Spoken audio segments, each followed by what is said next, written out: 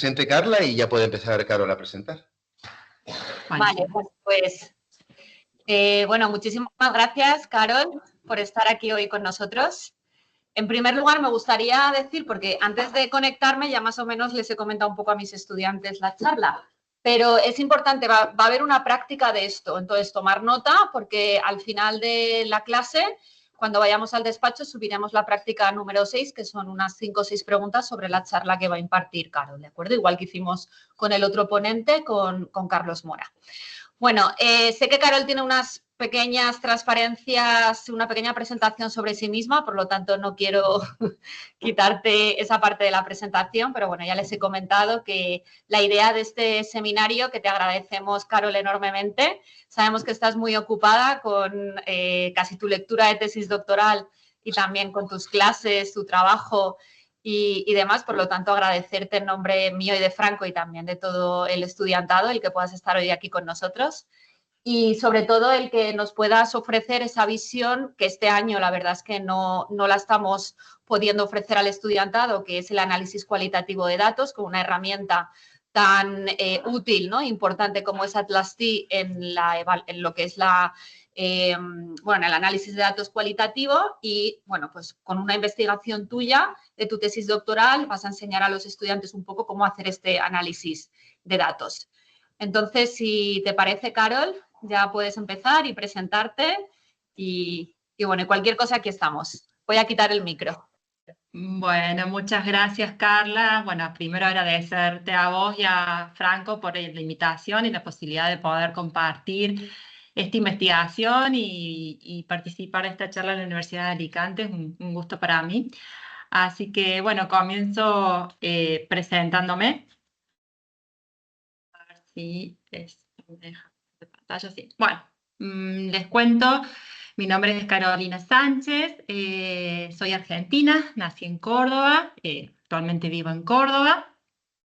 Soy nieta de españoles, mis abuelos nacieron en Almería y allá por la década del año 20 ellos decidieron migrar a Argentina.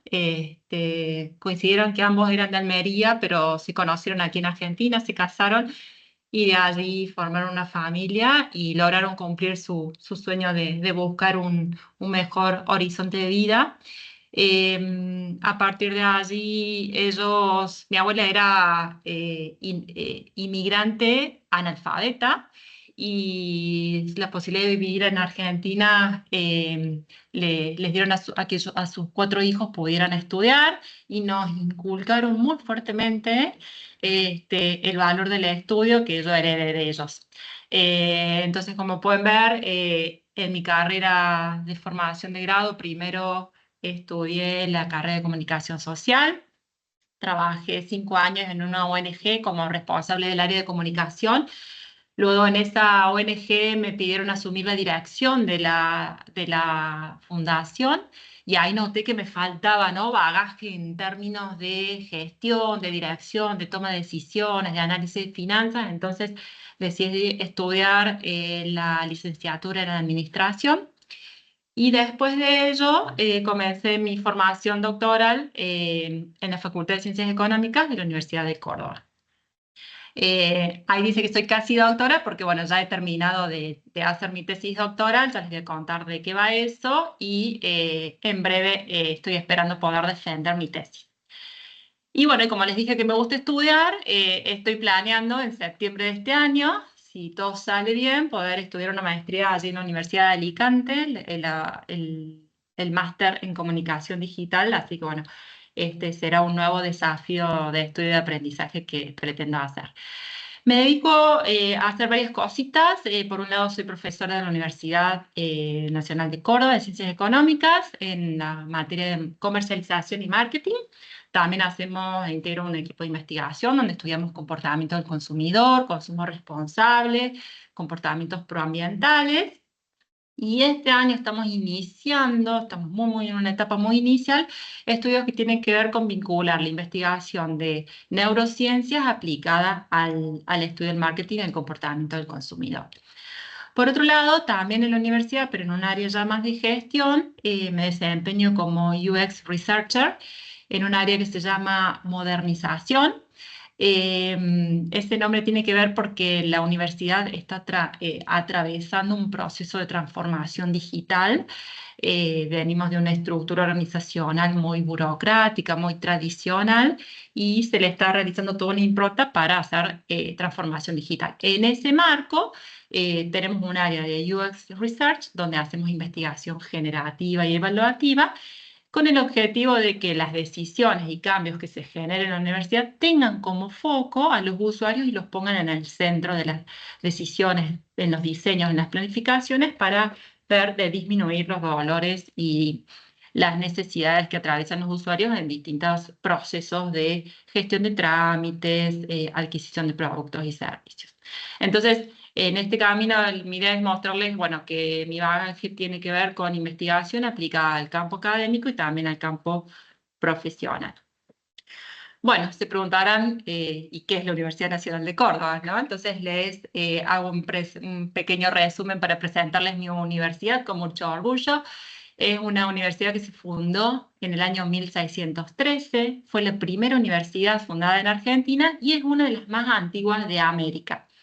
Allí les presento como un cuadrito con el detalle de universidades, y me gusta ver que la Universidad de Córdoba se fundó mucho antes que la Universidad de Harvard, aunque luego, bueno, la de Harvard alcanzó niveles de calidad que la superó rápidamente. Nuestra universidad es una universidad pública, tiene más de 180.000 estudiantes. Tenemos una ciudad universitaria y una manzana jesuita, que es Patrimonio Cultural de la Universidad de la Humanidad por parte de la UNESCO. La orden jesuita en nuestra provincia ha dejado un gran bagaje cultural, histórico, que ha sido valorado por la UNESCO. Y bueno, para que tengan un poquito de referencia, la universidad tiene 15 facultades, más de 200 posgrados y más de 80 carreras de grado. Como les decía antes, soy estudiante actualmente del doctorado en Ciencias Económicas. El título de mi tesis doctoral, que he estado estudiando estos últimos años, ha sido el marketing social como herramienta para promover comportamientos proambientales, estrategias de comunicación segmentadas para comportamientos de conservación de agua rutinarios y no rutinarios. Este es el título de mi tesis. Como verán, mis directores de tesis son profesores conocidos por ustedes. Carla es mi directora y Franco es mi codirector. Y bueno, espero poder defender la tesis en el primer semestre de este año. ¿Por qué les cuento esto? Bueno, porque básicamente la investigación que les voy a contar, que realizamos con metodología mixta y el foco en investigación cuantitativa, se desprende de mi tesis en uno de los capítulos abordados en ese trabajo, y que culminó con la publicación de este artículo que les comparto aquí en pantalla. Y bueno, tienen acceso ahí al QR para ver, para luego, si desean, leerlo en detalle. ¿Qué hicimos en esta investigación? Bueno, como pueden ver, es una investigación que se propuso analizar campañas publicitarias, anuncios publicitarios que trataran la temática del cuidado de agua, del ahorro de agua, en idioma español, generados para países latinoamericanos.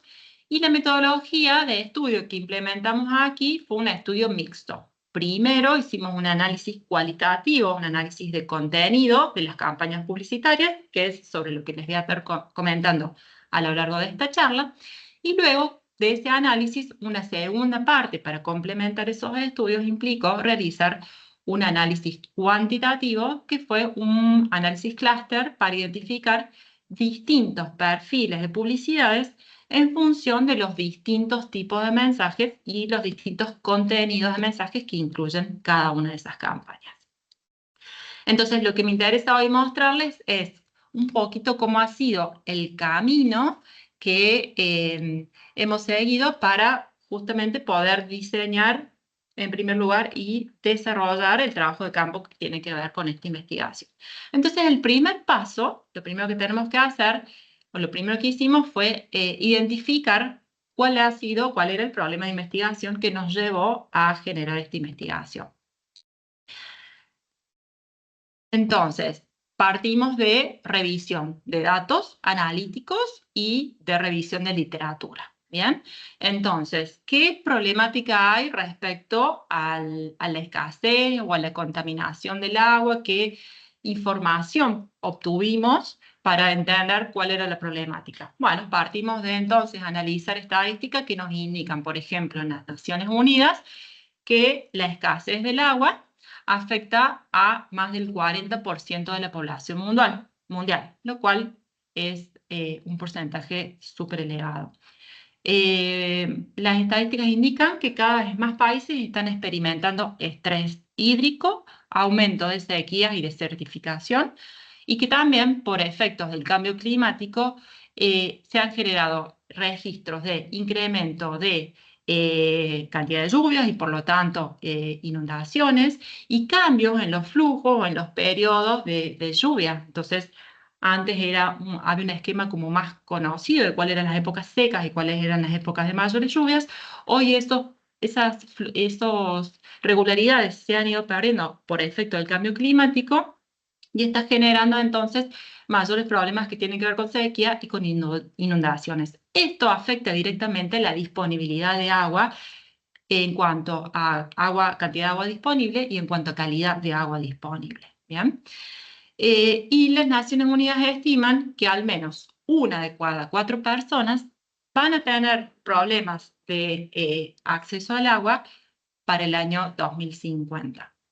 Las estadísticas de las Naciones Unidas no lo agregué en este slide, pero es importante señalar que se sugiere que cada persona debería consumir diariamente per cápita 100 litros de agua. Con eso estaría cubierta la cantidad de agua disponible para el consumo en las actividades que tenemos cotidianas. Sin embargo, los números a nivel de Latinoamérica en muchos países exceden por lejos ese número. Entonces allí también tenemos una problemática que tiene que ver con cómo o cuánta agua consumen los ciudadanos. Colombia y Perú son los países que más consumo de agua tienen, superando los 1.600 litros. Luego sigue Chile con 170 litros por persona por día. En Argentina rondamos los 180 litros por día, pero aquí en Córdoba, la ciudad donde yo vivo, el promedio de consumo de las personas es de 300 litros en época regular, subiendo a 500 litros por día en épocas de verano. Y esa es una gran problemática en nuestra región porque vivimos en una zona árida, por lo cual tenemos bastante disponibilidad.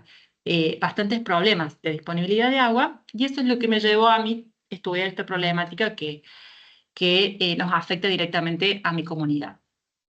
Entonces, frente a esta problemática de la escasez y la contaminación de agua, bueno, ¿qué nos dice la literatura, no? ¿Qué podemos hacer? Bueno, una de las acciones que se podrían realizar es sensibilizar a la ciudadanía acerca de esta problemática, entender cuál es el problema, qué lo causa, cuáles son las consecuencias, y también motivar conductas a los ciudadanos y a la comunidad para cuidar el agua. ¿Bien? Dentro de las herramientas con las que podamos contar para sensibilizar y para motivar cambios en las conductas de conservación de agua, tenemos la disciplina del marketing social. El marketing social se desprende, digamos, o toma las herramientas del marketing tradicional, ¿no? Herramientas las 4P que ustedes conocen, estrategias de segmentación, estudios de investigación de mercado, etc. Toma esas herramientas, pero las aplica a un fin que tiene que ver con identificar cómo generar cambios en los comportamientos de los individuos y en las comunidades para alcanzar un bien mayor. ¿Bien? Entonces, a través del diseño de intervenciones de marketing social, uno podría generar acciones para sensibilizar y motivar cambios de conducta. ¿Qué más nos dice la literatura? Nos dice que la comunicación, una de las P del marketing, la de promoción, tiene la función de informar, educar y persuadir a la sociedad. Y que a través de esas actividades puede generar cambios en las actitudes, en las intenciones y en los comportamientos de los individuos. Pero si seguimos explorando la literatura, vamos a ver que nos explica que la mayoría de las acciones de comunicación que se implementan para generar cambios beneficiosos en la sociedad se basan en un modelo que se denomina déficit de conocimiento. El modelo de déficit de conocimiento plantea que las personas no realizan acciones, en este caso, por ejemplo, de ahorro de agua, porque no saben o no tienen información o no están educadas acerca de la problemática o de cómo hacerlo. Entonces, este modelo nos va a decir, bueno, si nosotros le decimos a las personas que existe este problema de agua y si nosotros les explicamos a las personas que tienen que ahorrar agua, en consecuencia, el resultado va a ser que las personas van a realizar cambios de comportamiento. Entonces, es un modelo que es meramente informativo. ¿Qué sucede? Que este modelo no es eficaz en sí, si bien es necesario, es una condición necesaria para que las personas puedan realizar cambios de comportamiento, estar informadas y saber cómo hacerlo, pero no es suficiente para motivar los cambios de conducta y mucho menos para que esos cambios se sostengan a lo largo del tiempo. ¿Bien? Entonces la literatura nos dice, sí, está bien informar, está bien educar, pero hay que hacer algo más, hay que integrar otras variables, otros factores para poder motivar los cambios de conducta. Y a su vez la literatura nos dice que superando el modelo del déficit del conocimiento, podamos diseñar distintos tipos de mensajes para promover cambios de comportamientos, pero se ha observado que según el contenido que tenga el mensaje son más o menos efectivos. ¿Bien? Entonces, acá vamos juntando como bastante información en la literatura que nos dice tenemos que informar y educar, tenemos que incorporar teorías que nos ayuden a ser más efectivos en generar cambios de comportamiento y sabemos que existe como una clasificación de distintos tipos de mensajes y que algunos serían más efectivos y otros no.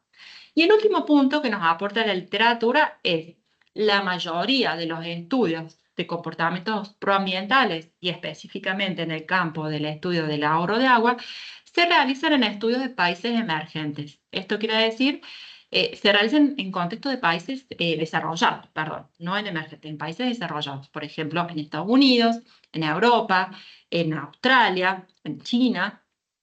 Y hay muy poca evidencia, muy poca literatura relacionada a países emergentes como Latinoamérica o países, por ejemplo, de África. Entonces, uno observa en la lectura de los papers que los autores llaman mucho a aplicar estudios en estos contextos porque las variables que influyen en los comportamientos de las personas son variables que van a ir variando en función de el contexto cultural, el contexto social, la estructura de la región, las características socioeconómicas. Entonces es importante hacer estudios en estas regiones para contribuir a la discusión sobre cómo serían o cuáles serían las mejores estrategias de comunicación para generar cambios de comportamiento, considerando estos factores específicos de los contextos de los países emergentes. Bien, entonces, esta revisión de la literatura nos lleva a poder plantearnos el segundo paso de la investigación, que es, bueno, ¿cuáles son nuestras preguntas de investigación? ¿Qué queremos estudiar? ¿Qué queremos investigar? Y nos hemos planteado en este estudio, por ejemplo, estas tres, que son, uno, identificar qué marcos teóricos alternativos al modelo del déficit del conocimiento pueden ser efectivos para promover conductas de ahorro de agua. La segunda pregunta es identificar qué estrategias de comunicación y qué recursos de persuasión se han empleado en anuncios publicitarios en Latinoamérica sobre temas que tengan que ver sobre escasez, cuidado y conservación de agua. Y la tercera pregunta que se desprende de esto es, ¿existen diferentes perfiles de publicidades en función de las estrategias de comunicación que emplean? Es decir, ¿podemos clasificar grupos de anuncios publicitarios según los tipos de estrategias de comunicación y persuasión empleados? Entonces acá tenemos ya las preguntas de investigación que nos van a guiar directamente al paso siguiente en un proceso de diseño de una investigación, que es definir nuestros objetivos de investigación. Los objetivos de investigación son súper importantes definirlos porque nos van a guiar, van a ser nuestro norte, el faro que nos va a guiar hacia dónde tenemos que ir, que nos va a orientar para que no nos vayamos hacia otros caminos que no es el objetivo de nuestro estudio, y también van a marcar el alcance de la investigación, ¿no? Hasta dónde vamos a llegar. Entonces es muy importante en las investigaciones tener claros los objetivos. Estos se van a desprender de nuestras preguntas de investigación. Entonces, resumiendo los objetivos, planteamos dos. Uno, analizar distintos marcos de comunicación, distintos marcos teóricos, ¿no?, de comunicación, que nos permitan describir los anuncios publicitarios en idioma español de Latinoamérica, centrándonos en marcos teóricos que hablen de recursos persuasivos y estrategias de mensajes. Quiero aclarar acá que, bueno, decimos idioma español y Latinoamérica porque en Latinoamérica, por ejemplo, países como Brasil hablan otro idioma, portugués, entonces esos estudios no fueron incluidos en nuestra investigación. Y el segundo objetivo es clasificar la muestra de las campañas publicitarias en clúster, como le decía recién, en perfiles de publicidades para entender los distintos grupos de publicidad en función de las estrategias. Fíjense que de estos dos objetivos de investigación se van a desprender nuestras metodologías, porque para el primer objetivo aplicamos una metodología de investigación cualitativa que nos permite identificar y analizar cuál es el contenido de esas campañas para poder ver de qué hablan, y luego el objetivo 2 nos determina una metodología de investigación cuantitativa, porque a partir de los resultados o del input obtenido del punto 1, podemos hacer un análisis cuantitativo, y planificar o identificar allí los clústeres de las publicidades y los podemos describir. Entonces, fíjense que la investigación se va haciendo de manera secuencial, ¿sí? Cada decisión determina los pasos a seguir en la siguiente etapa de investigación. Entonces, como habíamos dicho que queríamos analizar los diversos marcos de comunicación persuasivos y de estrategias de mensajes, vamos a plantear ahora el marco teórico, es decir, cuáles van a ser estas teorías y marcos, frames empleados en comunicación para que nosotros podamos tomarlos como puntapié para analizar nuestras publicidades. Entonces vamos de vuelta a la literatura y vimos cuáles son los modelos o las teorías que explican la persuasión. El primer modelo, uno de los más empleados, uno muy conocido, es este modelo que se conoce por sus siglas, ELM, que se llama Modelo de la Probabilidad de la Oración. Sus autores son Petty y Cacioppo, del año 86, y es un modelo que plantea lo siguiente. Cuando las personas recibimos un estímulo, un mensaje, una información, la manera en que vamos a procesar esa información en nuestra mente, nos dice este modelo, va a ser a través de dos caminos. La información va a recorrer una ruta central y una ruta periférica, ¿sí? Entonces, ¿qué información recorre la ruta central y cómo es ese procesamiento? Bueno, el modelo nos plantea que la información que tiene que ver con datos estadísticos, con argumentos, con evidencia, ¿bien? Una información, podemos decir, más de tipo dura, la vamos a procesar a través de la ruta central de nuestra mente y vamos a generar un proceso de pensamiento que va a ser bien cognitivo, reflexivo, racional, ¿no? Lo vamos a pensar profundamente. Mientras que si esa información, el mensaje o un anuncio publicitario, tiene contenido que tiene que ver con imágenes, con música, con emociones, ese tipo de contenido más superficial va a recorrer el otro camino que se denomina el de la ruta periférica.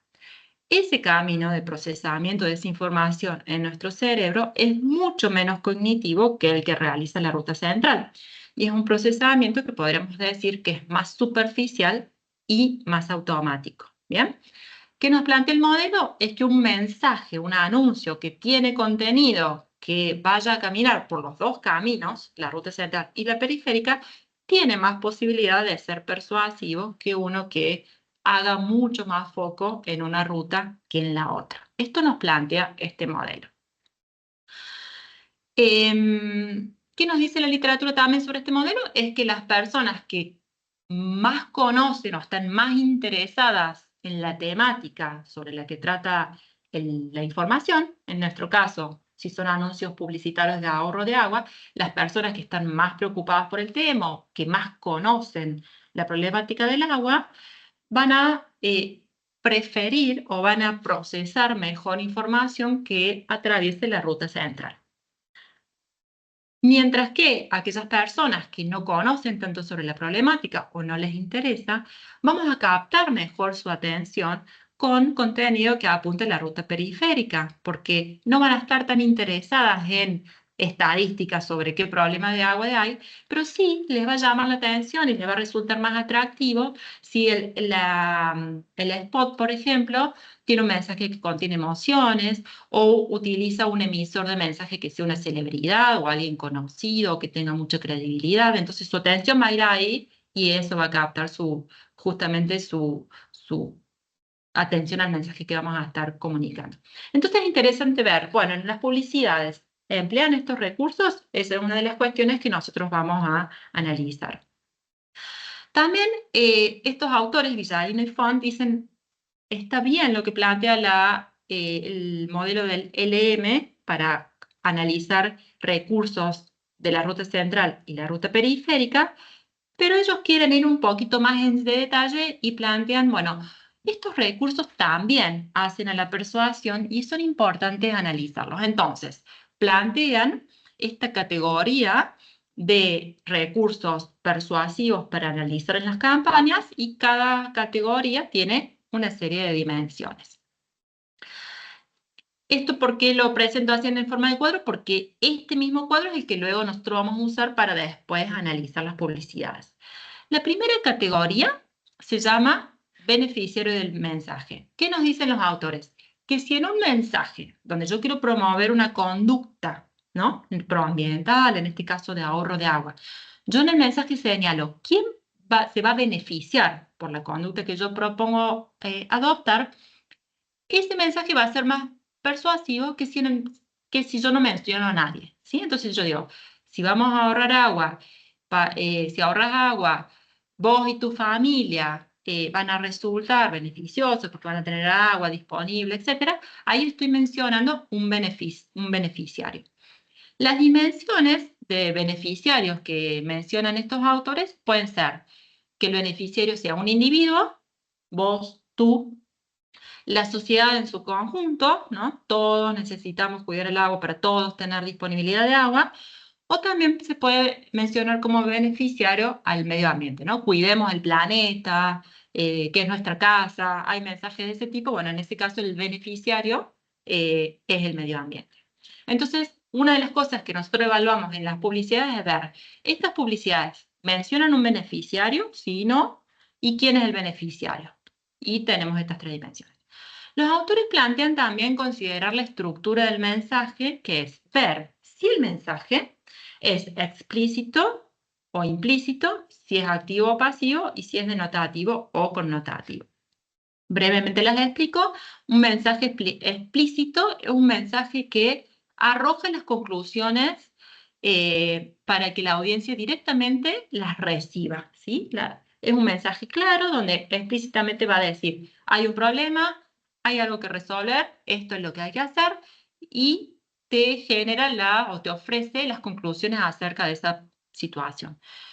Es decir, que la audiencia no tiene que interpretar nada, le viene la información claramente brindada.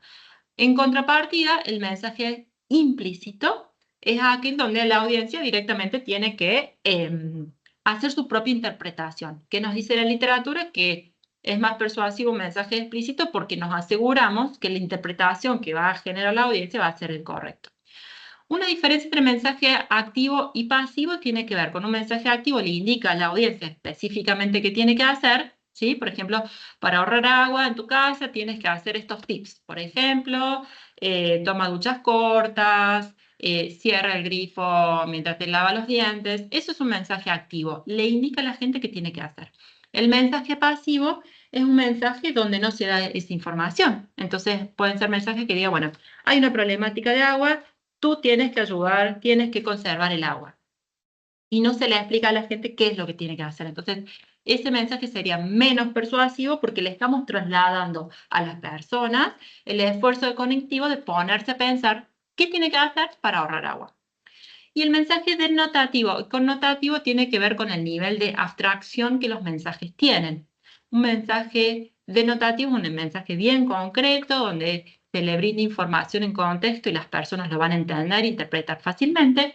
Y un mensaje connotativo, un mensaje que, por ejemplo, tiene contenido abstracto, que depende del contexto del spot para poder interpretarlo, o que usa comunicaciones no verbales o emojis, por ejemplo, y eso hace que la audiencia tenga que, de nuevo, tener que interpretar, y eso puede generar un problema porque puede malinterpretar el mensaje. Entonces serían menos persuasivos.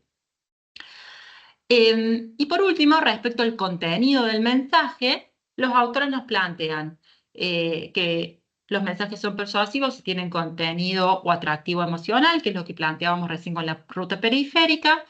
También plantean que si el contenido es lógico, con hechos, información, estadísticas, es persuasivo, que lo veíamos recién con la ruta central. Plantean que si incorporamos normas sociales al mensaje, eso aumenta su capacidad de persuasión. Las normas sociales son como esas normas no escritas que existen en la sociedad, que guían los comportamientos, que limitan los comportamientos, y que si hacemos uso de eso, la literatura ha mostrado que son efectivas en motivar cambios de conducta. ¿Bien? Un ejemplo de norma social fuera del ámbito del comportamiento, por ejemplo, sería si yo, no sé, me invitan a un cumpleaños, llevo un regalo. Si es una norma social que no está escrita en ningún lado, pero que guía en el comportamiento de las personas. Bueno, en el ámbito del comportamiento del consumidor y específicamente los comportamientos proambientales, se estudia mucho cuáles son las normas sociales a las que podamos apelar para guiar el comportamiento. Otra variable importante, muy importante en el análisis de los mensajes, tiene que ver con mostrar o incluir textos que conecten con la experiencia cotidiana de las personas. Esto es, si yo les voy a explicar o les voy a pedir que tomen nuevas acciones con respecto al ahorro de agua, incluir, perdón, tips o consejos, ¿no?, de cómo ahorrar agua, cómo se hace, eso ayuda a que sea más persuasivo el mensaje porque lo conecta con las actividades diarias de las personas, y las personas sienten que es una conducta fácil de hacer, que ellos la van a poder hacer, se van a sentir capaces de hacerla, y por lo tanto va a ser más fácil adoptarla. ¿Ya?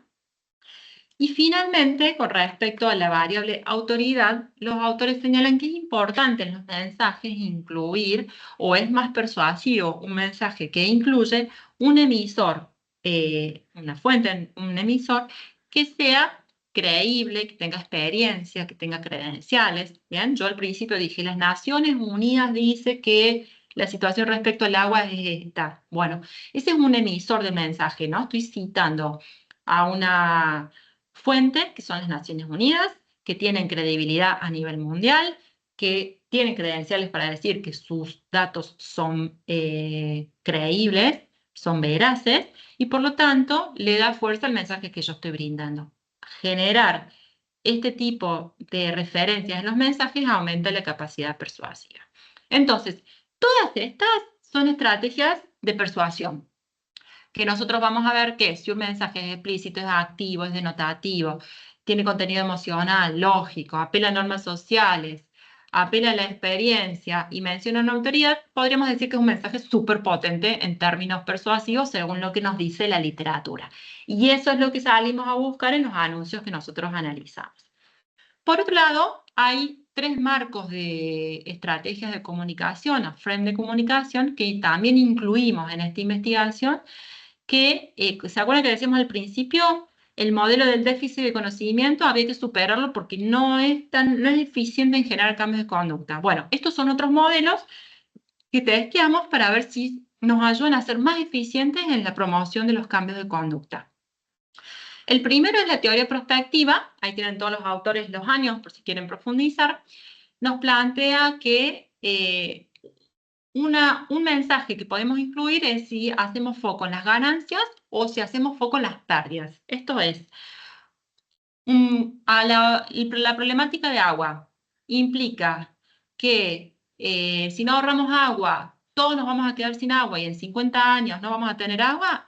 Muy extremo, ¿no? Pero bueno, este es un ejemplo de un mensaje que apunta a las pérdidas. ¿Bien? El efecto, en la otra vereda sería un mensaje que apunta a las ganancias, o sea, cuáles son los beneficios de la conducta que vamos a promover. Entonces, si todos ahorramos agua, nos aseguramos que las futuras generaciones van a tener agua para vivir sus vidas, es un mensaje que está apuntando a las ganancias. La literatura nos dice que las personas tendemos a evitar por un sesgo de de negatividad, tendemos a evitar las pérdidas. Entonces, si yo tengo que tomar dos decisiones y una me va a evitar afrontar una pérdida y otra me va a dar una ganancia, los estudios nos dicen que preferentemente, no 100%, pero preferentemente, se va a elegir la decisión que tenga que ver con evitar la pérdida, más que con la ganancia. ¿Bien? Esta teoría se ha aplicado en distintos ámbitos de estudio y los resultados varían de acuerdo a qué tipo de comportamiento estudiamos, pero en el tema de comportamiento proambiental hay una creencia de que las pérdidas, digamos, sería más persuasivo que los mensajes de ganancia. El encuadre de la actividad nos dice que apuntemos a mensajes donde tomar menos quiere decir que motivemos a hacer menos conductas que desperdicien agua. Y en la otra vereda estaría el encuadre de hacer más, que es adoptar nuevas conductas que me permitan ahorrar agua. Entonces, ¿qué salimos a ver? Si los mensajes apuntaban a tomar menos o a hacer más. Y finalmente, la teoría de la distancia psicológica nos plantea que podamos hacer, en este caso, generar mensajes donde señalemos a las generaciones. Ay, perdón, hay un error, dice generaciones pasadas, debería ser generaciones presentes versus generaciones futuras. Ya lo voy a corregir. Entonces, si yo en un mensaje digo, ahorremos agua hoy nosotros para que tengamos agua a disponibilidad, estamos hablando en el hoy, estamos hablando de las generaciones presentes, debería ser más efectivo, según la literatura, que si hiciéramos mención a generaciones futuras, ¿no? O sea, mensajes que apelen a cuidemos el agua para que las futuras generaciones tengan acceso al agua.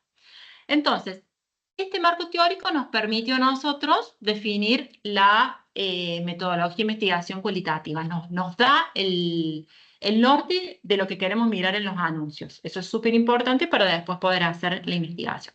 Entonces vamos de lleno a la parte de la metodología de investigación. ¿Qué hicimos? Bueno, por un lado, definimos cuál era la muestra de anuncios publicitarios que íbamos a analizar, ¿sí? Entonces, incluimos campañas publicitarias, como ya dijimos, en idioma español de Latinoamérica. Buscamos los anuncios que estén publicados en la plataforma de YouTube. Hicimos una búsqueda a través de palabras claves. Definimos el periodo temporal de los videos, qué videos queríamos ver. No queríamos irnos a videos viejos, entonces tomamos los últimos 5 años del momento en que hicimos la investigación, que fue del 2018 al 2022. Y que tuvieran una duración menor o igual a 4 minutos. ¿Bien? Estos fueron los criterios de inclusión. Entonces, todos los videos que no cumplieran los criterios de inclusión los eliminamos, ¿no? También eliminamos videos que no estaban disponibles, que tenían baja calidad técnica, entonces no podíamos escuchar o no podíamos ver bien. Si eran videos de proyectos escolares o educativos o notas periodísticas, todo eso quedó eliminado. Y también eliminamos anuncios de marcas de agua embotellada que nos salían mucho y que no eran el foco de nuestra investigación porque estaba fuera de los objetivos. Para buscar, dijimos, bueno, ¿qué términos de palabras clave vamos a usar para buscar los videos? Utilizamos la herramienta de Google Trends para ver cuáles eran las palabras en ese momento más utilizadas respecto al cuidado de agua, ¿no? Entonces identificamos que los términos más usados han sido calidad del agua, escasez del agua, contaminación, cuidado del agua, crisis del agua, conservación del agua y campaña de cuidado de agua. También buscamos en la literatura, es decir, buscamos papers que hicieron estudios referidos a conservación de agua, ahorro de agua, crisis de agua, y vimos cuáles eran los términos o las palabras claves que ellos utilizaron, y en función de eso elaboramos la lista de palabras claves. Luego pudimos identificar que básicamente los 4 grandes temas que emergían del conjunto de palabras claves eran temas que tuvieran que ver con cuidar el agua, con la crisis del agua, con escasez del agua y con contaminación del agua. Entonces, clasificamos a las publicidades como que iban a abordar algunos de estos 4 grandes temas. ¿Qué nos quedó como resultado? Una muestra final de 95 anuncios, más o menos el promedio de duración de los anuncios era de 1 minuto y 18 segundos, y principalmente los anuncios eran de Argentina, de México, de Chile, Perú y Colombia, ¿no? Y después, en menor medida, algunos otros países de la región. Vamos al proceso de análisis de datos, es decir, cómo analizamos estos datos y usamos para ello el programa del Atlas-T. Yo les he compartido aquí algunas pantallitas para que ustedes vayan viendo cómo nos quedaron los archivos. Yo luego puedo compartir el empaquetado del Atlas-T si ustedes lo desean para poder tenerlos y ver cómo quedaron organizada la información. ¿Qué hicimos? Agarramos los 95 anuncios y los incorporamos al Atlas-T, que es esta pantalla que estábamos viendo acá, donde nos queda en el administrador de documentos primarios todo el listado de anuncios. ¿Ven? De la P que dice P2, P3, P38. Bueno, todo esto es el listado de los anuncios que nosotros hemos subido. Podemos ver en esta primera pantalla de administrador de documentos primarios, me da una información como un poco global. Entonces puedo ver todos los videos que hay, puedo ver cómo lo hemos ido agrupando en familias, le llama Atlas-T, a esta agrupación que yo les mostraba acá, ¿sí? O sea, analizamos las publicidades y dijimos, bueno, esto habla sobre crisis del agua, esto habla sobre cómo cuidar el agua, esto habla sobre contaminación del agua. Creamos esas familias y agrupamos las publicidades por familias de temas. Y en la columna de citas, uno puede observar aquí cuántas citas hemos creado en función de los códigos, que ahora ya vamos a ver de qué se trata eso. Entonces, esta es la primera pantalla donde podemos ver, bueno, acá tenemos todos los anuncios. ¿Bien? Como les decía recién, nosotros creamos acá familias y en cada familia de anuncio podamos cliqueando, por ejemplo, en la familia de escasez de agua, abajo veo que los videos P24, P25, 31 y así son los videos que tratan específicamente sobre la escasez de agua. Esto es súper útil porque cuando uno va haciendo el análisis, dice, bueno, a ver, sobre escasez de agua, ¿qué estrategias usaron? Y puedo acceder fácilmente a los videos que hablan sobre escasez. Si los quiero comparar con los de cuidar el agua o crisis del agua, voy directamente a ellos. Me es más fácil acceder y organizar la información, por ejemplo, creando estas familias. Entonces, este es un recurso útil que nos ofrece el Atlas-T para organizar la información y fácilmente tenerla categorizada y poder encontrarla. ¿Qué más hicimos? Identificamos códigos, armamos un libro de códigos y iniciamos un proceso que en investigación cuantitativa se denomina, que es de codificación de los textos. Entonces, ¿qué es un código y qué es codificar? Bueno, un código básicamente es una palabra o una frase que sirve como etiqueta para un grupo de texto, un segmento de texto. Es lo mismo que cuando, yo no sé, en mi época, cuando yo estudiaba en la universidad, cuando era estudiante, tomaba un texto, un resaltador, y pintaba resaltando aquellas partes de texto que eran un concepto, una clasificación, un ejemplo, y al lado de ese texto pintado yo escribía concepto, clasificación, ejemplo. Esas palabras, concepto, ejemplo, son códigos que me permitían a mí identificar que en esa parte del texto que pinté tengo un concepto o un código. Acá, en la investigación cualitativa, hacemos exactamente lo mismo. Definimos códigos para luego esos códigos marcarlos en los distintos segmentos del texto que yo voy a analizar, que en nuestro caso han sido las publicidades. ¿Bien? Me gusta decir que los códigos son como los hashtags, ¿no? El hashtag describe de qué se trata un post en redes sociales. Bueno, el código describe de qué se trata ese pedazo de texto que yo elegí. ¿Bien? ¿De dónde saco los códigos? Los saco del análisis teórico que yo hice, que es este. Tengo aquí este análisis teórico me permite desprender de acá los códigos, los grandes códigos de temas que yo quiero analizar, ¿bien?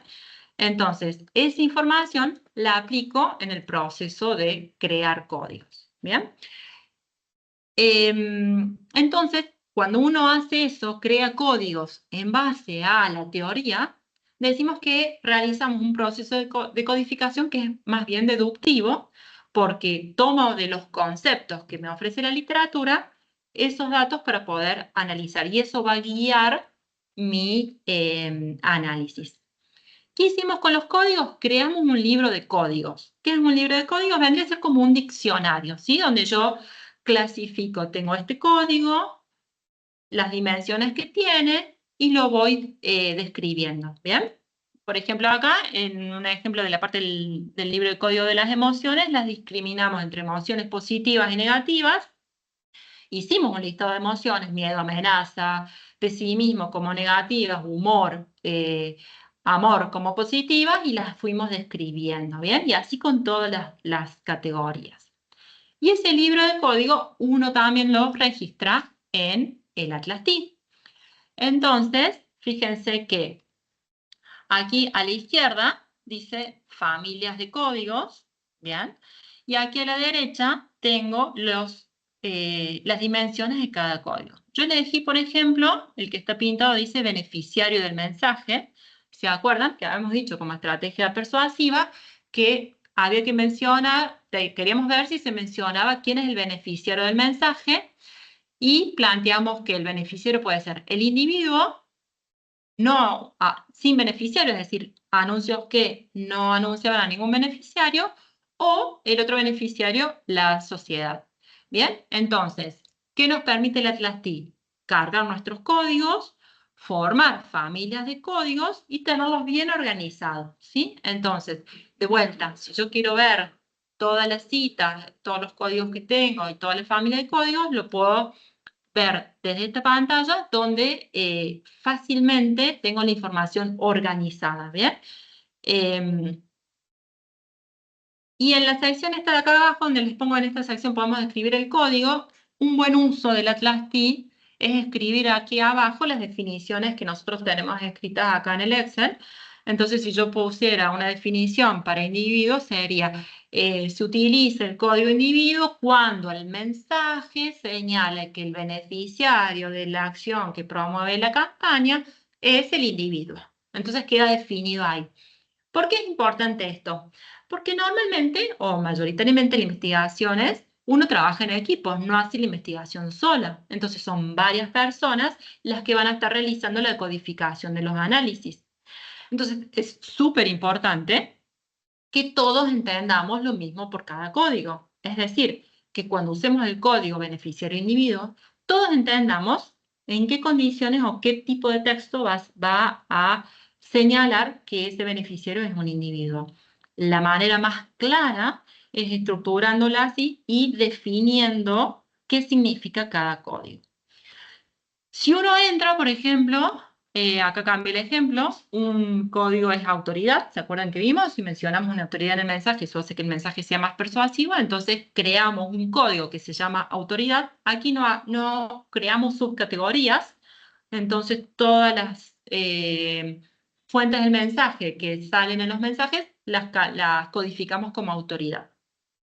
Si yo hago clic ahí en autoridad, me van a aparecer los 7 fragmentos de texto, en este caso de anuncios, donde yo codifique que en esa parte y en esos anuncios se menciona una autoridad. ¿Bien? Fíjense que acá, al lado de autoridad, les aparece un número 7. Eso les indica justamente cuántas veces usé, cuántos anuncios se empleó el código de autoridad. Y si quiero entrar al detalle, hacer un zoom in en eso y ver qué hay, hago clic aquí. Y si hago clic en el primero, por ejemplo, en el que dice 16-17, cuidado de agua, nos lleva a la publicidad y al extracto de texto donde se menciona la autoridad. Entonces yo fácilmente puedo acceder a esa información para ver a qué autoridad se refiere, qué dice respecto a la autoridad, cómo la muestra, etc. Bien. Entonces, el Atlas TI nos permite tener muy bien ordenado esos códigos y esas familias de códigos y ver qué código se usó en cada documento. El paso siguiente, como les decía recién, es hacer el proceso de codificación, es decir, que los investigadores vayan publicidad por publicidad, en este caso los 95, para analizar cada una de ellas y identificar cuáles de todos estos códigos que tenemos aquí, seleccionados previamente por la literatura, están presentes o no en cada una de las investigaciones. Como les decía recién, es un trabajo que se realiza entre varios investigadores y en este caso hay que llegar a acuerdos. Entonces, una forma de evitar que cada uno pueda hacer una interpretación diferente de los códigos puede ser que tomamos una muestra inicial, nosotros hicimos así, tomamos una muestra inicial de 10 publicidades para cada investigador, cada uno analizó las mismas 10 publicidades por separado, después nos juntamos y dijimos, bueno, ¿qué código usaste vos? ¿Cuáles usé yo? ¿En qué secciones? Y cuando había discrepancias que no coincidíamos, por ejemplo, para mí esto es un mensaje implícito, para mí no, bueno, lo discutíamos, revisábamos el concepto del código, ¿bien? Nos poníamos de acuerdo y una vez que todas esas discrepancias se superaron, podíamos avanzar en el análisis del resto de las investigaciones. Eso es muy importante, esta etapa de control del proceso de codificación y de acuerdo a los investigadores, para garantizar que todos hacemos un análisis desde el mismo punto de vista y no estamos analizando cosas diferentes con el mismo nombre. ¿Bien? Luego se revisa cuál es el nivel de acuerdo y una vez que ese nivel de acuerdo es óptimo, se sigue con la codificación.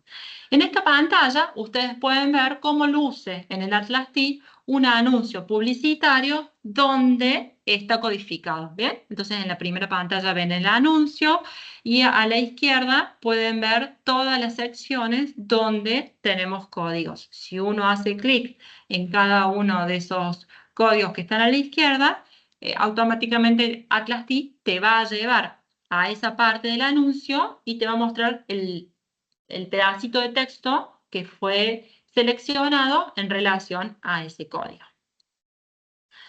Otra cosa que nos permite hacer Atlas TI, que nosotros para esta investigación no lo usamos, pero que es importante señalar que podemos crear mapas semánticos, ¿sí? Entonces yo puedo tomar los distintos códigos que he creado y hacer relaciones y crear un mapa. Si yo veo que normalmente, por ejemplo, acá elegí el tema principal y tenemos los 4 tipos de temas, ¿no? Crisis del agua, cuidar el agua, escasez de agua. Si yo veo que hay relaciones entre códigos que se relacionan, los puedo ir creando y generar un mapa de relaciones que se llama un mapa semántico y que se utiliza mucho en la investigación cualitativa para establecer relaciones entre términos. Entonces, por ejemplo, cada vez que un mensaje, no sé, incluye tips de ahorro de agua, es un mensaje que es activo porque le indica a las personas qué hacer y a su vez apela a la experiencia porque le está mostrando cómo hacer la conducta. Entonces, puedo establecer esas relaciones y esos mapas me permiten después poder explicar los resultados. ¿Bien? Otra herramienta súper valiosa que tiene el Atlas TI, que nosotros sí lo usamos en nuestro estudio, es establecer coocurrencia de códigos. Entonces, yo puedo elegir las variables de análisis y les salgo en tablita como la que muestra acá. Y, por ejemplo, yo puse como columnas los frames que analizamos, ¿no? Si apelaba a las generaciones presentes o futuras, si era ganancias o pérdidas, si era hacer más o hacer menos. Y aquí en las filas. Y en las columnas puse si el mensaje era activo o pasivo, si apelaba a alguna autoridad, a ninguna, o si el beneficiario era la sociedad o el individuo, o no había ningún beneficiario. Y aquí quise ver cómo ocurren, cómo coinciden códigos en un mismo anuncio. ¿Para qué? Para ver si, por ejemplo, los anuncios, fíjense que utilizan el marco de hacer más, apelan a un beneficiario del individuo, lo cual parecería tener lógica, ¿no? De decir, bueno, si yo quiero que vos hagas más cosas, se lo voy a indicar a vos individuo.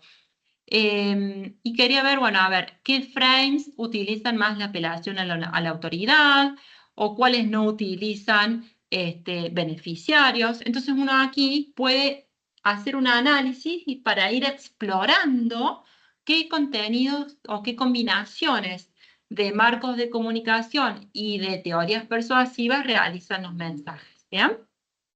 Y de vuelta, si yo elijo cualquiera de los cuadraditos verdes, abajo me muestra cuáles son los anuncios y la sección del anuncio que contiene esos dos códigos.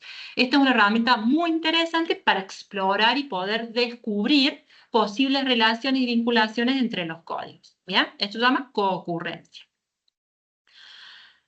Entonces, a modo de síntesis, podemos decir que el Atlas T, esto es muy importante, siempre lo decimos, que el Atlas T es una herramienta que, como hemos podido ver, nos ayuda a organizar la información, a tenerla disponibilizada, estructurada, fácilmente acceder a cada cosa de manera organizada, pero no realiza ningún análisis. El análisis de los datos y de los hallazgos y de las relaciones lo hace el investigador o la investigadora, ¿sí? La interpretación de los datos, las conexiones entre los datos lo hace el investigador o la investigadora, ¿sí? Es solo una herramienta que nos permite organizar y visualizar los datos de una manera práctica, fácil, accesible, ágil, pero, digamos, toda la tarea de análisis la hacen los investigadores, ¿bien? ¿Qué hallamos en esta investigación?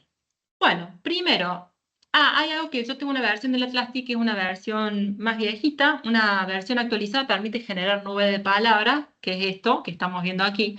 Esta nube de palabras nosotros no la hicimos con el Atlas, por eso no se los mostré, pero la versión nueva, como les digo, sí tiene la posibilidad de hacerlo. ¿Qué podemos identificar? Bueno, ¿cuáles son las emociones más usadas? ¿Sí? Entonces, vemos que hay una mayor apelación a las emociones negativas que a las emociones positivas en los anuncios que nosotros hemos apelado. O sea, vimos que se buscan mensajes que apunten a la ruta periférica y con mayor cantidad de uso de emociones negativas. Los datos, los códigos que nosotros analizamos en el Atlas T, uno los puede exportar a una plantilla de Excel, por ejemplo, o incluso también al programa del software SPSS y hacer análisis, ¿bien? Entonces, de allí, de esos análisis, surgen estas frecuencias que nosotros presentamos y que nos permiten mostrar resultados. Respecto al beneficiario de la acción, podemos ver que el 58% de los anuncios analizados no menciona ningún beneficiario, ¿no? Con lo cual podremos decir que más de la mitad de los anuncios no es altamente persuasivo porque no menciona quién se beneficia por la acción que estamos promocionando. Con respecto a la estructura del mensaje, vemos que el 40% de los mensajes son implícitos. Yo he marcado en rojo los que son aspectos a corregir, ¿no? El 40% de los mensajes son implícitos, el 34% y el 14% son mensajes que o no mencionan hacer ninguna acción o las acciones son pasivas, o sea, solamente un poquito más de la mitad de los mensajes tienen mensajes activos. Está bueno que el 87% de los mensajes son denotativos, o sea, son mensajes que tienen que ver con mensajes más concretos y no abstractos. Eso es un buen resultado. Hay un uso bastante equitativo, podríamos decir, de mensajes de contenido emocional y lógico. Eso coincide con lo que el modelo del LM sugiere. Muy bajísimo uso de normas sociales para promover ahorro de energía, ahorro de agua. Se hace una apelación a la autoridad del 55%, perdón, una apelación a la experiencia, es decir, mostrar tips, cómo hacer las cosas, consejos sobre cómo ahorrar agua. El 55% de los anuncios hacen esa apelación a la experiencia y 43% hacen apelación a la autoridad. Entonces esto nos da un pantallazo de decir, bueno, qué cosas bien hacen los anuncios respecto a lo que la literatura nos sugiere que sería lo correcto para ser persuasivos y qué aspectos no tan bien. Como les decía recién, respecto a la persuasión, tomando el modelo del LM, vemos que el 88% hace referencia a argumentos estadísticos, los anuncios explican mucho esto, ¿no? Solamente el 0,5% del agua disponible es potable y está disponible para el consumo, evidencia sobre efectos del cambio climático, etcétera. Mucha información a eso para informar a las personas y sensibilizar sobre la problemática del agua, ¿bien? Pero también se hace mucha apelación a las emociones para justamente generar que las personas se conmuevan desde este lado y también los mensajes capten su atención y por ende sean más persuasivos. Entonces, en este sentido, los análisis están muy bien.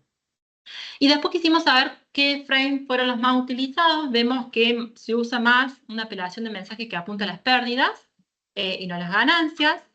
La mayoría de los mensajes apunta a la generación actual, casi el 60%.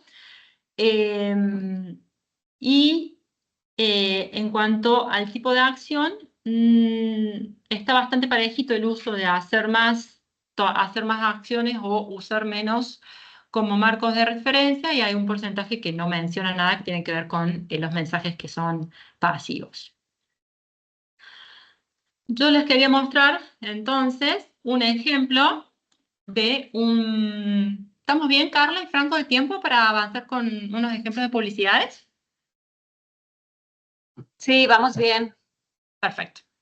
Bueno, entonces les voy a mostrar 3 ejemplos de publicidades para ver en qué publicidades tienen más contenido de los que estamos analizando, ¿no? Entonces, en esta primera publicidad es una publicidad que tiene un mensaje justamente connotativo y con contenido emocional.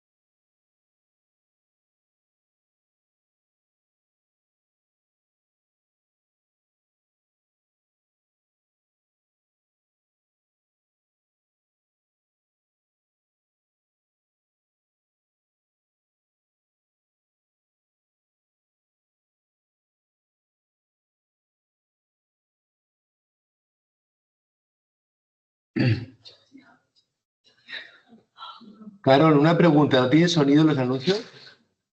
¿Cómo? ¿No tiene sonido? Porque no Sí. escuchamos. No. Ah, ¿no se escucha? Ah, sí tienen sonido.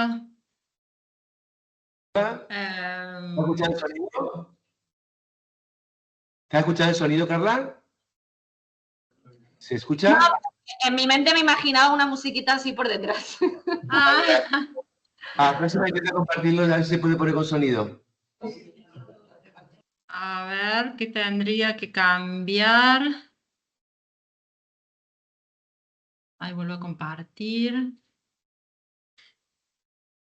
¿Hay alguna función que tengan que activar para que se escuche el sonido?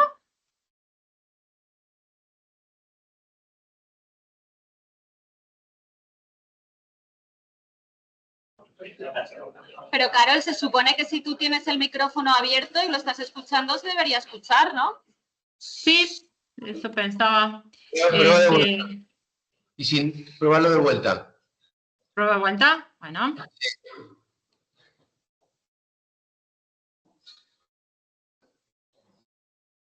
Sí, porque tiene un poema. No, no se escucha. ¿No? No. Y si no, Bueno, búscalo. ¿Lo tienes bajado, lo tienes en tu ordenador en alguna carpeta? no lo tengo a mano, Uh-huh. pero bueno, lo pueden ver en la, YouTube, la lo puedes buscar. presentación que les he compartido, ¿no? Claro, comparte la pantalla como la tienes, abre YouTube y va a buscar en YouTube en un segundito. A ver. El siguiente, el primero igual no, el segundo.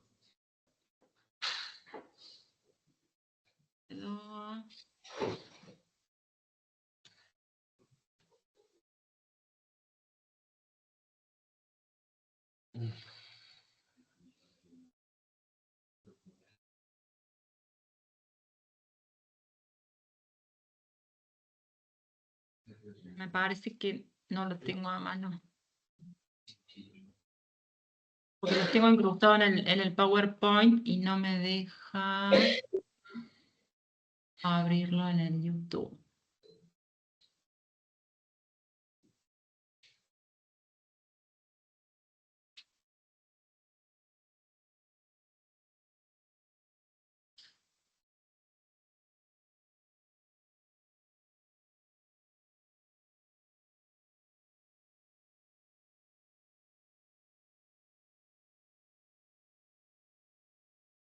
¿Ahí se escucha? A ver. No.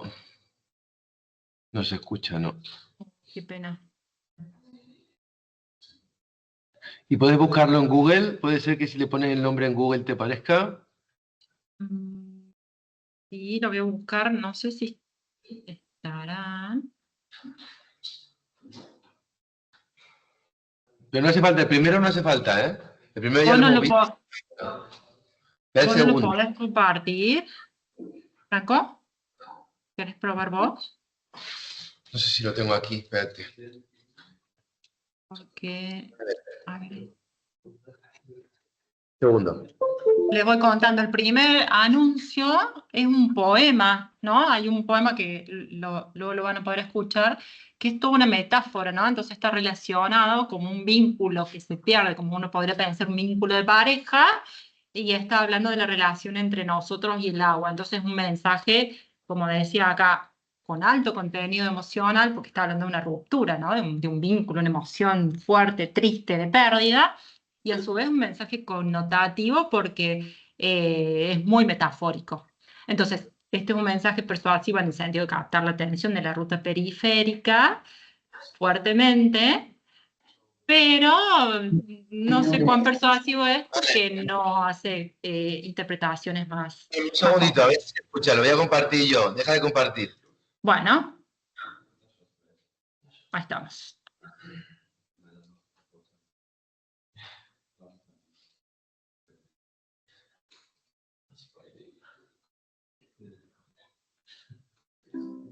¿Se escucha?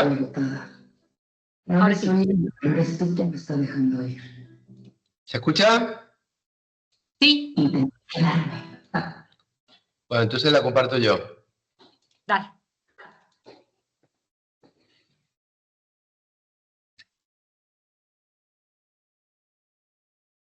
No quería que nada de esto pasara, pero estoy agotada. No eres oírme, pero eres tú quien me está dejando ir. Intenté quedarme, a pesar de ti, traté de que las cosas siguieran funcionando. Que no te faltara nada. Quería llenarte la vida, aunque tú no cambiabas. Una y otra vez tú me dijiste: Sin ti no puedo vivir, te voy a cuidar. Tú eres lo primero. pensaba que era importante para ti, pero estás tan dividido en tus opiniones que eres incapaz de cuidarme. Tampoco le importaba a las autoridades que me han mezclado en tratos corruptos y eso. Hay quienes lucraron conmigo, y los que decían apreciarme en las ciudades no saben nada de mí, solo me dan su basura. Me desperdiciaron, y tú no hacías nada. Nunca exigiste por mí. Por muchos años te dije que me iría. Pues el día llegó, y es que lo nuestro ya no es sostenible. Adiós. ¿Te quiere el agua? Aún podemos hacer que el agua no se vaya para siempre, pero tenemos que cambiar ya.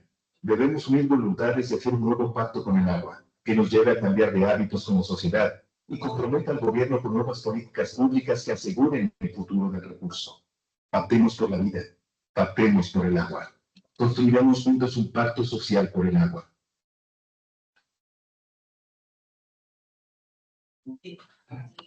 Bien. Vamos con la siguiente.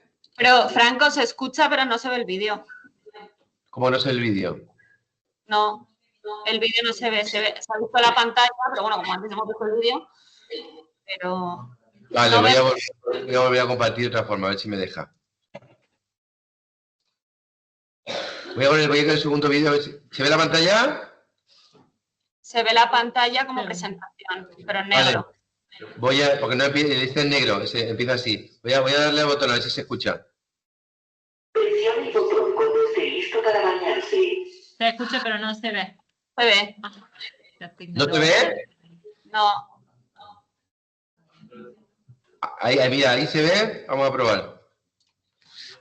Presione el botón Ahora cuando sí. esté listo para bañarse. 3, 2, 1. Salación de agua terminado. Para que esto no sea una realidad, cuida el agua que utilizas. Repara goteras y fugas de agua. Y aciérrale, no la riegues. Tener agua vale todo nuestro esfuerzo. Sea Gobierno de Jalisco.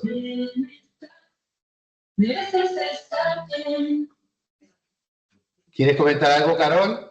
Bueno, ahí en esa publicidad vemos la apelación al humor, que bueno, es un recurso que emplearíamos para ir por el camino de la ruta periférica y basado en la pérdida, ¿no? O sea, estaba haciendo, o sea, te vas a quedar sin agua si no hacemos esto, entonces es un mensaje englobado dentro de las pérdidas. ¿Toca el siguiente? Vamos con el siguiente. Este es un mensaje donde el foco está en hacer más. ¿Pero no tiene sonido? No tiene sonido. Ah. Perdón, este no tiene sonido. Lo pongo de vuelta porque igual la gente estaba esperando el sonido. Dale.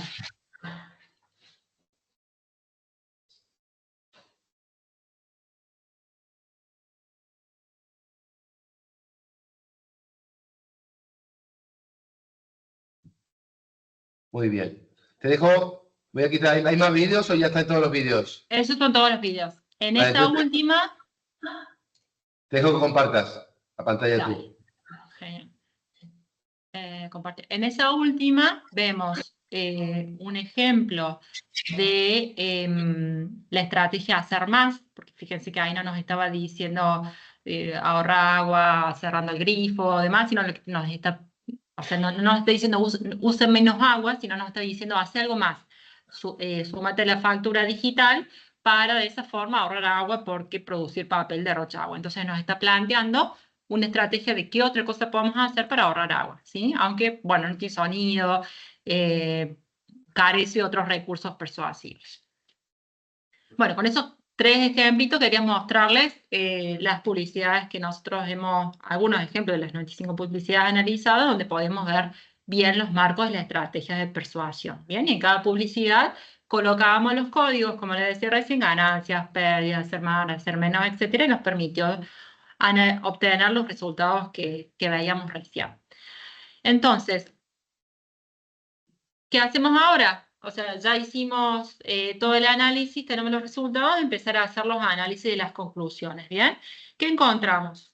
Dijimos que la mayoría de los anuncios no señalan a un beneficiario de la conducta de cuidado de agua, y la mitad de anuncios, poquito menos de la mitad de los anuncios que sí mencionan un beneficiario, mencionan a la sociedad. Entonces acá volvemos a pensar y a irnos a la literatura. ¿Qué dice la literatura?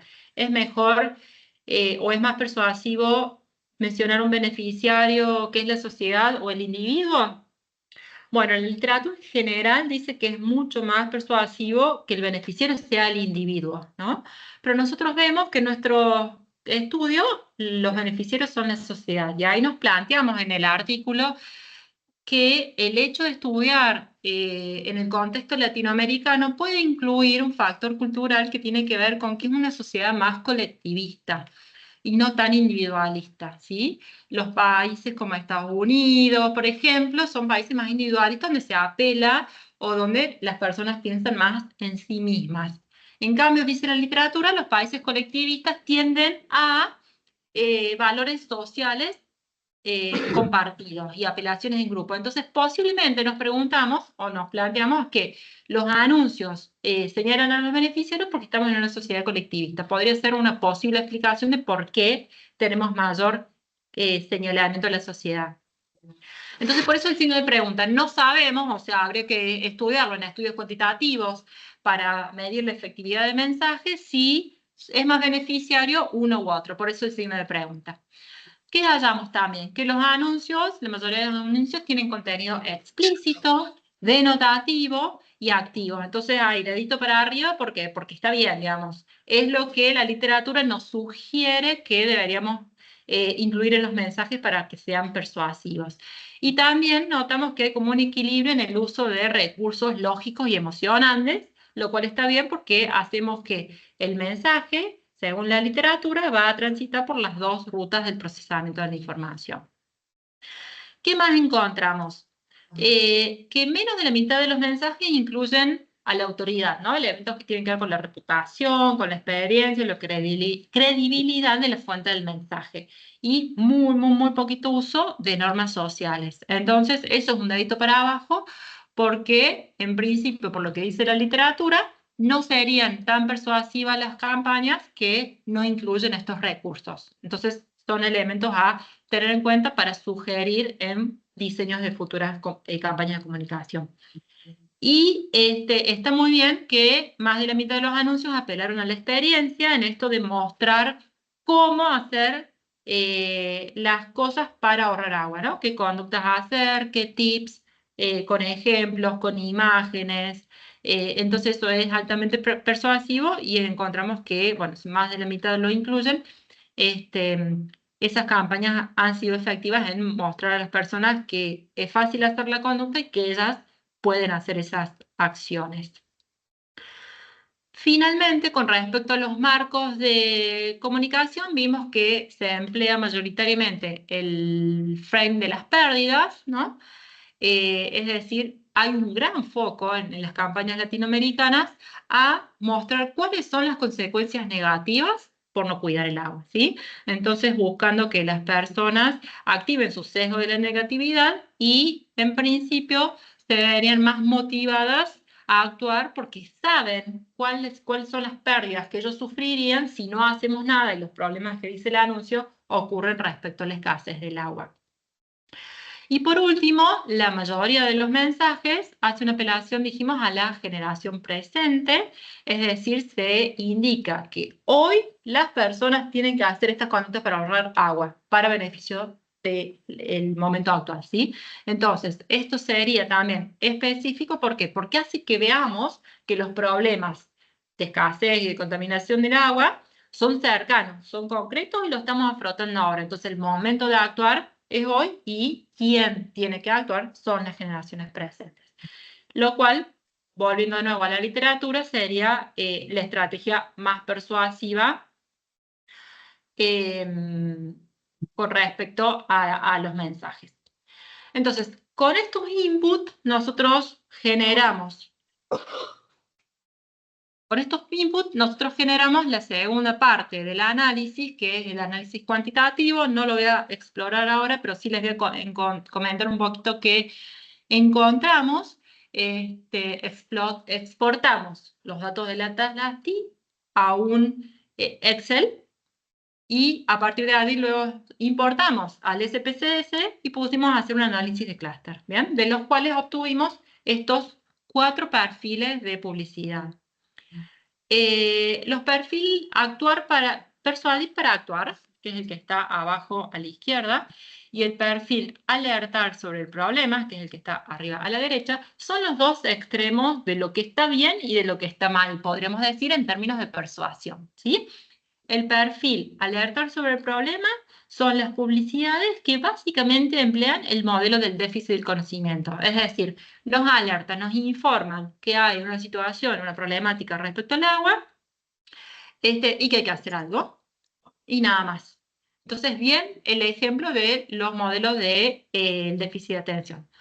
En el otro extremo estarían los anuncios de persuadir para actuar, que son aquellos anuncios que emplean casi todos los recursos que hemos visto, que son los recomendados para persuadir: mensajes activos, explícitos, denotativos, con autoridad, con apelación a la experiencia, etc. Entonces, tenemos dos grandes grupos extremos. Y luego, los otros dos clústeres, concientizar sobre el problema, son grupos de publicidades donde básicamente buscan concientizar, muy informativos, incluyen algunas técnicas persuasivas, pero no tantas como la del grupo de persuadir para actuar,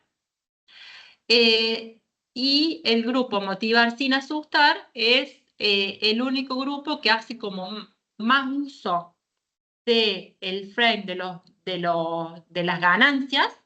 Entonces, por eso es sin asustar. Es el grupito que utilizó más ese tipo de mensajes para motivar a las personas, ¿no? ¿Qué vas a ganar si ahorras agua? Entonces, de estos 4 clústeres es interesante conocer estas diferencias, y lo que no nos permite hacer este análisis que hicimos en esta investigación es poder medir. O sea, nosotros no medimos finalmente cuál es el más efectivo o no. Por recomendación de literatura, y podemos decir que Persuadir para Actuar sería el más persuasivo de todos, Motivar sin asustar sería el segundo más persuasivo, Concientizar sobre el problema menos persuasivo, y Alertar sobre el problema el que no generaría casi nada de persuasión. Pero de vuelta, nosotros no lo medimos, así que sería como una línea futura de estudio poder hacer, por ejemplo, diseños experimentales o encuestas, algún tipo de estudio para medir la efectividad de cada uno de las publicidades que conforman los clústeres, para medir el nivel de efectividad y de esa manera corroborar con esos hallazgos o con esos resultados lo que la literatura nos sugiere. Bueno, eso es todo. Dejo abierto el espacio para preguntas y consultas. Bueno, Carol, muchísimas gracias.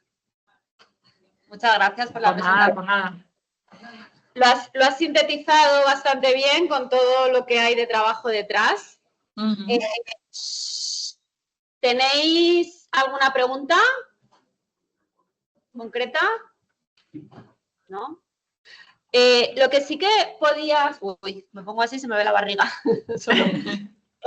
Lo que has explicado, que lo has explicado muy claro, que creo que a lo mejor los estudiantes no lo han entendido del todo, porque como no lo han visto a nivel práctico, es la generación, de esos códigos y esa clasificación, ¿no? Es decir, tú has dicho, muy bien dicho, de que el enfoque ha sido un enfoque deductivo, porque la categorización y la codificación hemos obtenido primero de la literatura y tú con esos códigos has clasificado, pero claro, muchas veces en cualitativo la investigación es inductiva, es decir, que nosotros partimos de no tener ninguna codificación previa ni de nada, ¿no? Como si fuera una transcripción de una entrevista en profundidad, un focus group, y lo que hacemos es a través, ¿no?, de pues, frecuencias o de análisis con atlas tío cualitativo sacar esos temas, ¿no?, los themes, que se suele llamar en cualitativo,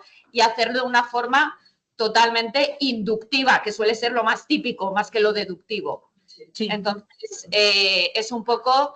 Aquí lo hicimos así porque es más académico y más tal, pero muchas veces en cualitativo, puesto que son investigaciones exploratorias, suele ser más enfoque inductivo que deductivo.